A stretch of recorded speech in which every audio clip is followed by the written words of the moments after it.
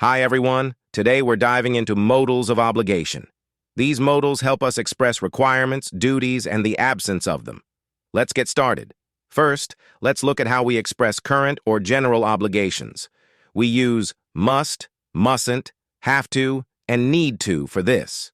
For example, you have to show up on time for every meeting. Notice that when we say must, it's usually our own decision or strong feeling about something.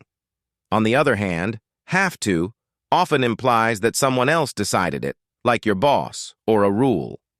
Now, for a lack of current or general obligation, we use don't have to, haven't got to, needn't, or don't need to.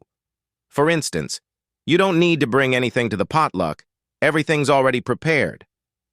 This simply means that there's no requirement for you to do something. When talking about future obligations, we can use will have to, must, mustn't, have to, or need to.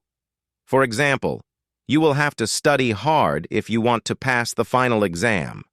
Again, will have to indicates an obligation that will apply in the future, often due to an external requirement. For expressing a lack of future obligation, we use won't have to, haven't got to, needn't, or won't need to. For instance, we won't have to attend the meeting tomorrow because it's been canceled. This means that what seemed like a necessary action is no longer required. For past obligations, we use had to or needed to. For example, I had to stay late at work yesterday to finish the report. These modals tell us that something was necessary in the past. When there was no obligation in the past, we use didn't have to, didn't need to, or needn't have. For example, we didn't need to buy tickets in advance. There were plenty available at the door. Remember, didn't need to suggests that something wasn't necessary and you didn't do it, while needn't have implies that you did it, but it wasn't actually necessary. And that's a wrap on today's lesson about modals of obligation.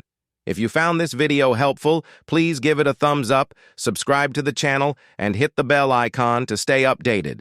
Thanks for watching, and see you next time.